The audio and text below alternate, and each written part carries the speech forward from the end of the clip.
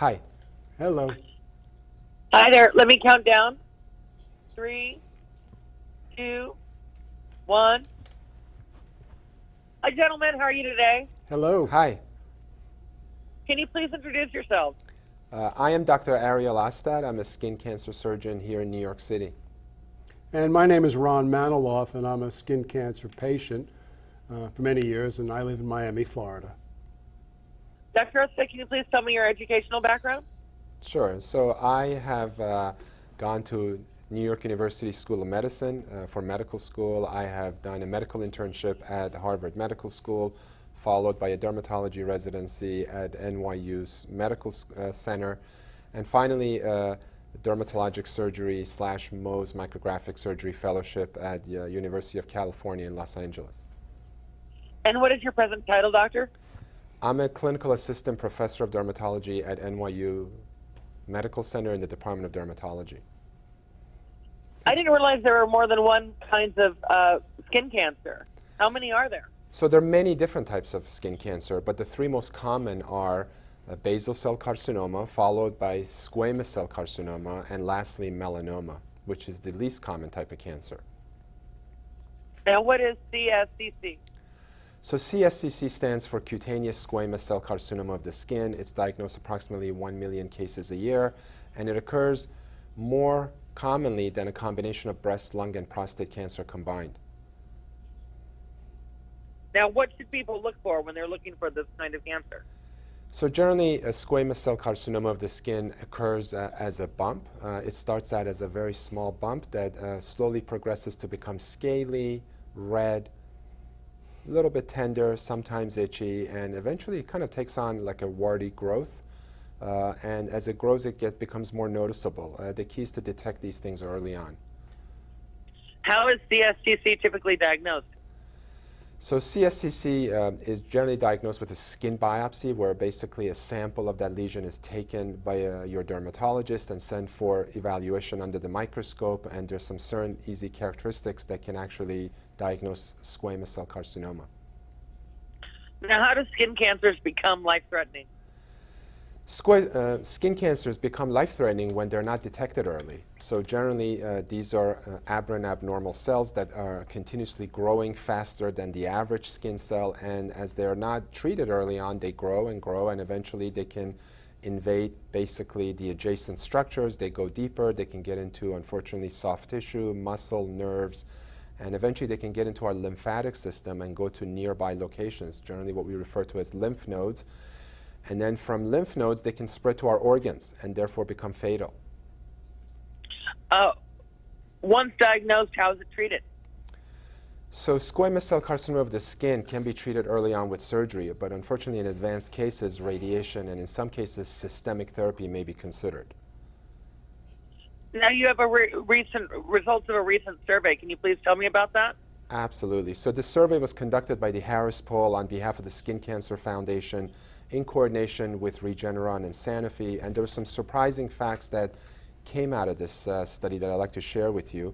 Number one, that about 3 out of 4 Americans are not familiar with this type of skin cancer, squamous cell carcinoma of the skin.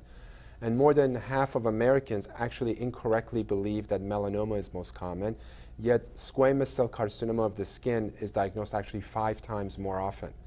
And furthermore, only about 1 out of 4 Americans know that squamous cell carcinoma of the skin can be life-threatening when advanced. Now, Ron, can you please tell me your story? I've been a skin cancer patient for over 30 years. I'm somebody who possessed all the risk factors. Somebody over 65, fair skin, blue-eyed. When I had hair, it was blondish. So I've been, unfortunately, very aware of skin cancer and squamous, but this past October, while recovering from squamous surgery and a skin graft on my scalp,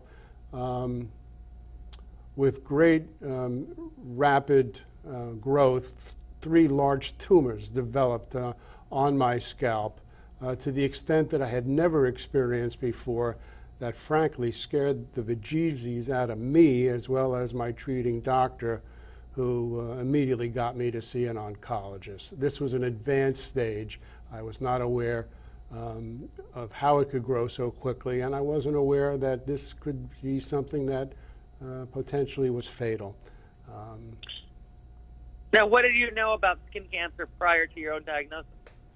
Well, I knew that most people are familiar with basal skin cancers progressing to squamous and then melanoma. But what was interesting about this survey, as the doctor indicated, squamous cell carcinoma can kill you more prevalent than, what's the word I'm looking Melanoma. for? By melanoma. Thanks, doctor.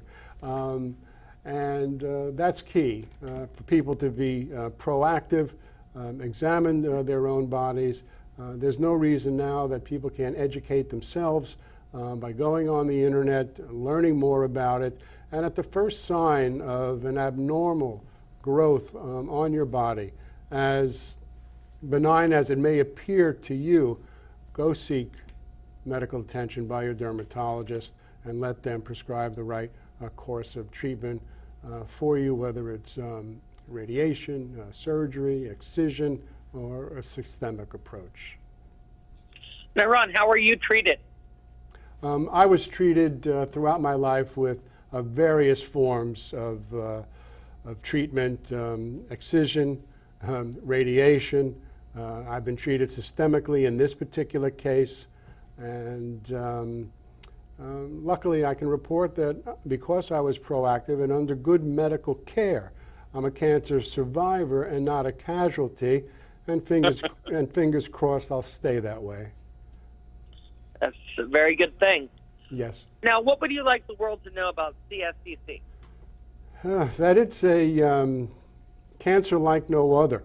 And because, as this survey indicated, there isn't the general awareness like other forms of skin cancer may be, is to do the logical thing. Don't procrastinate. Make the appointment.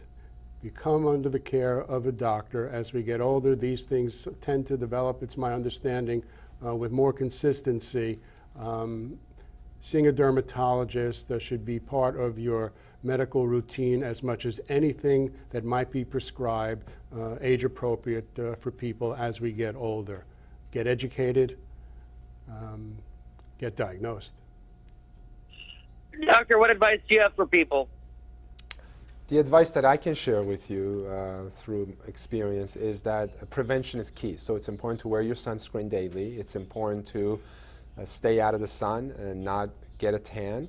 It's important to really avoid that midday sun. If you do go out to the beach, wear your hat, wear your sunproof clothing, and certainly furthermore, early detection is critical. So it's important to examine yourself regularly. If you see any suspicious lesions that have changed color, size, growth, bleeding, to seek a dermatologist's advice. So that early detection can actually lead to a cure and survival. Where can we learn more?